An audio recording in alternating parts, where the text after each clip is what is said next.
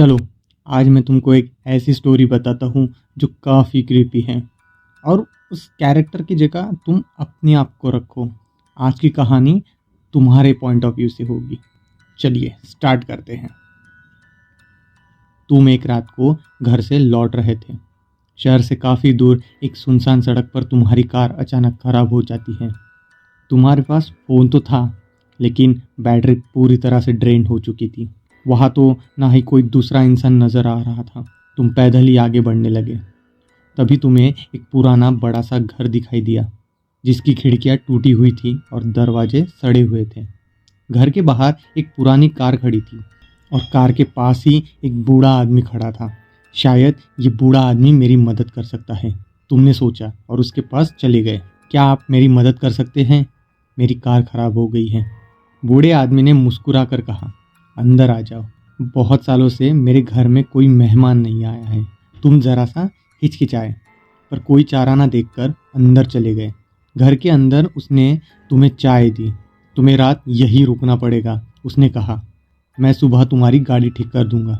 तुम थके हुए थे, सो गए। आधी रात को तुम्हारी आंखें खुली। बूढ़ा आदमी तुम्हारे बिस्तर के पास खड़ा था। उसके हाथ में एक बड़ा सा चाकू था और वो मुस्कुरा रहा था। डर गए? उसने पूछा। सोच रहे हो कि मैं तुम्हें मारने वाला हूँ? तुम कांपते हुए पीछे हट गए। नहीं नहीं, वो हंसा। ये देखो, उसने चाकू से अपने ही हाथ पर एक गहरा कट लगाया जिससे खून बहने लगा। ये सब नकली है, उसने कहा। ये सब मेरी कहानी का हिस्सा है। तुम मेरी कहानी में एक किरदार हो और मैं कहानी को और मज़ेदार बनाने के लिए कुछ भी कर सकता हूँ। उसने चाकू नीचे रखा और अपने ही सिर को दीवार पर ज़ोर ज़ोर से मारना शुरू कर दिया। तुम चिल्लाए, ये क्या कर रहे हो?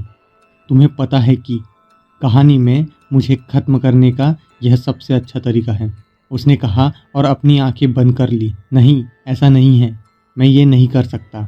तुम चौंक गए जब एक और आदमी घर में आया। वो बिल्कुल उस बूढ़े आदमी की तरह दिख रहा था। तुम ये क्या कर रहे हो? उस दूसरे आदमी ने पूछा। मैंने तुम्हें कहा था कि अपनी कहानी मत लिखो, मुझे एक और कहानी शुरू करनी है। मेरे पास एक नया किरदार आ गया है। तुम्हें पता है कि ये सब नाटक है। जब भी तुम्हें कोई नया किरदार मिलता है तुम उसे डराने की कोशिश करते हो, उस दूसरे आदमी ने उस बूढ़े व्यक्ति से कहा। मैं बस उन्हें ये बताना चाहता था कि मैं जो कुछ भी करूँगा वो सब असली नहीं होगा। दूसरे आदमी ने तुम्हें देखा और कहा, घबराओ मत, मेरे भाई को ये कहानी बताने की आदत है।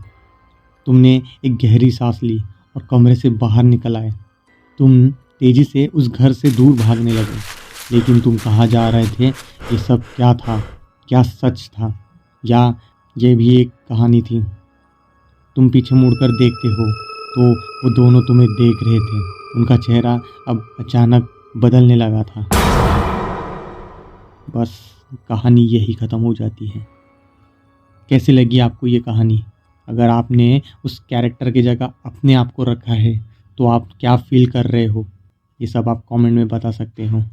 तो मिलते हैं किसी ऐसी ही नई वीडियो में। तब तक के लिए स्टे ब्लेस्ड।